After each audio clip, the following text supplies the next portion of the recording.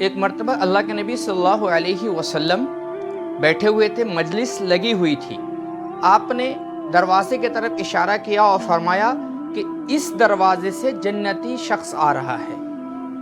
صحابہ نے دیکھا کہ ایک مقامی مدینے کا بزرگ ضعیف آدمی جس کے داڑھی سے وضو کے پانی ٹپکتے ہوئے ہاتھ میں جوتا لیتے ہوئے داخل ہوا۔ پھر دوسرے دن اللہ کے نبی صلی اللہ علیہ وسلم مجلس لگائے بیٹھے ہوئے تھے۔ پھر اللہ کے نبی صلی اللہ علیہ وسلم نے فرمایا کہ اس دروازے جنتی شخص آ رہا ہے۔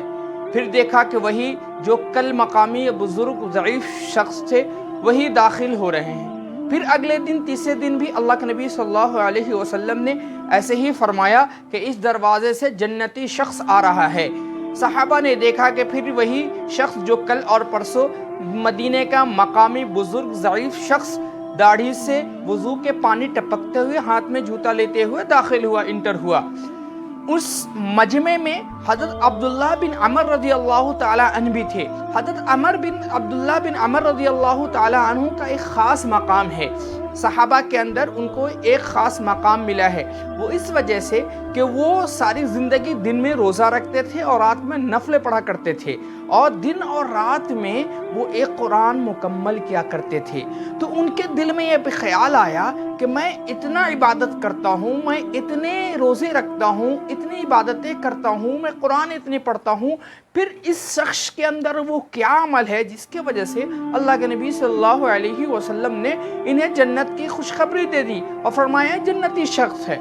بس وہ اس تفتیش میں اس کو جاننے کے لیے وہ وہاں سے رواں دواں ہوئے اور اس شخص کے پاس آئے اور فرمایا، اے چچا، میرا والد سے کچھ جھگڑا ہو گیا ہے، کچھ ناراضگی ہو گئی ہے، میں چاہتا ہوں 2-3 دن تک آپ کے پاس رہوں۔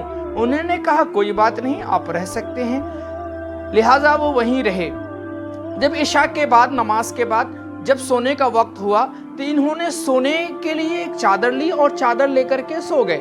انہوں نے کیا کیا کہ جہاں سے دیکھنے کے وقت جہاں سے دیکھ سکتے ہیں وہاں پہ ایک سوراخ اور ہول کر دیا تاکہ وہ دیکھ سکیں کہ یہ بزرگ، یہ صحابی جو ہیں جن کو جنت کی بشارت دی گئی ہے، آخر یہ کون سا عمل کرتے ہیں کہ جس سے ان کا مرتبہ مقام اونچا ہے۔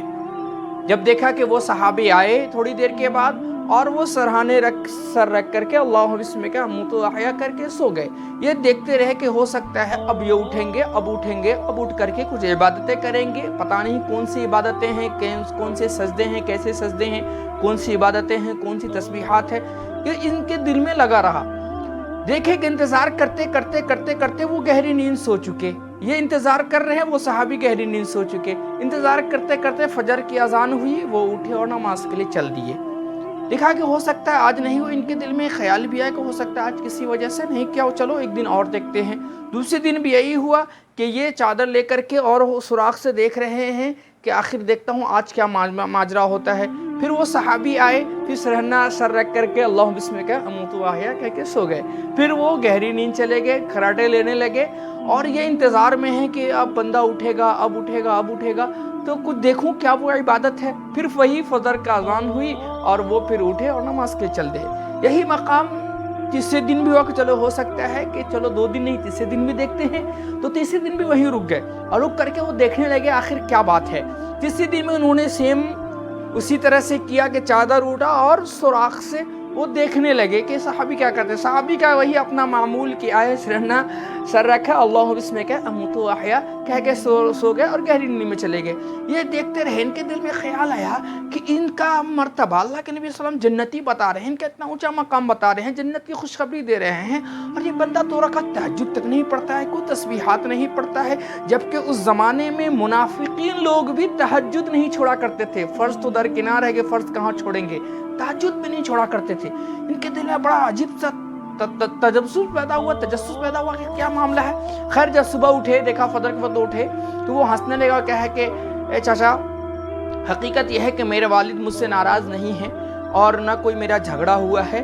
میں نے 3 دن اللہ کے نبی صلی اللہ علیہ وسلم کی زبان سے آپ کے بارے میں سنا ہے کہ آپ جنتی ہیں، تو میں اس دیکھنے کے لیے آیا کہ آخر آپ کے پاس وہ عمل کیا ہے جس سے اللہ کے نبی صلی اللہ علیہ وسلم جنت کی بشارت دے رہے ہیں، جنت کی خوشخبری دے رہے ہیں۔ وہ صحابہ نے کہا کہ تم نے دیکھا میرے کیا عمل ہے؟ میرے پاس تو کچھ عمل ہے ہی نہیں، جو تم نے دیکھا بس وہی ہے۔ پھر وہ کہے چلو ہو سکتا ہے اللہ کی مرضی ہو، اللہ جسے چاہے بخشے، جسے چاہے اللہ جو مقام عطا فرما دے۔ وہ چلنے لگے، جب 2-4 قدم چلنے لگے تو پھر انہوں نے آواز اے بھتیجے ادھر آؤ ادھر آؤ۔ تو انہوں نے دل میں خیال ہے پتہ نہیں کچھ شرعی عذر بتائیں گے یا کچھ بیماری کے بارے میں بتائیں گے، ہو سکتا ہے اس کی وجہ سے انہوں نے نہ کیا، ان کے دل میں ایسا خیال آیا۔ خیر جب وہ آئے، جی چچا بولیے کیا بات ہے؟ بولے اصل بات بتاؤں وجہ کیا ہے؟ بولے ہاں بالکل۔ وہ تو پہلے چوکنا ہو کہ آخر کیا وجہ ہے۔ ظاہر سی بات ہے جب کسی چیز کی تلاش ہو، انسان اس کے لیے وقت لگا رہا ہو، وہ چیز مل رہا ہو تو انسان پریشان ہو جاتا ہے، اور کوئی بتانے والا ہو کسی چیز کے بارے میں تو انسان کے آنکھ کان سب کھڑے ہو جاتے ہیں، آخر کیا بات ہے، غور فکر میں آ جاتا ہے ایک دم۔ تو انہوں نے کہا کہ ہاں بتائیے کیا بات ہے۔ انہوں نے اپنے دل کی طرف اشارہ کیا اور کہا کہ میرے اس دل میں پوری دنیا کے انسانوں کے لیے کوئی نفرت نہیں ہے، اور دوسرا جب اللہ کسی بندے کو کوئی رزق عطا فرماتا ہے تو میرے دل میں ذرہ برابر حسد نہیں ہوتا ہے، بلکہ میں خوش ہوتا ہوں۔ اتنا کہنا تھا کہ جب انسان جب کسی چیز کو اب تلاش کرو وہ مل جائے تو کیسے چلاتے ہیں، یہ مل گیا یہ مل گیا، اسی طرح انہوں نے کہا ہاذا ہوا یہی ہے یہی ہے یہی ہے۔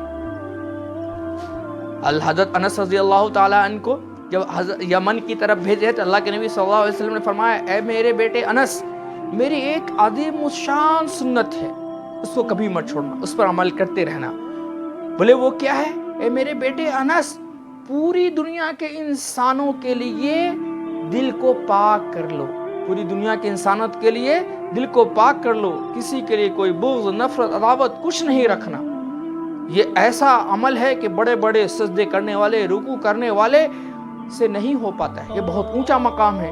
اور کچھ نہ ہو، ایک تو یہ ہے کہ ایک عظیم الشان سنت ہے، دوسری یہ ہے کہ اس کے کرنے والے بہت کم تھوڑے ہیں، اور تیسری یہ بات ہے کہ جب انسان اس کام کو کرتا ہے تو اپنے نفس کو مارتا ہے، اپنے نفس کی قربانی دے دیتا ہے، نفس کہتا ہے عزت نفس پر چھڑیاں چلاتا ہے، تب جا کر کے یہ اونچا مقام آتا ہے۔ اللہ ہم سب کو عمل کی توفیق عطا فرمائے۔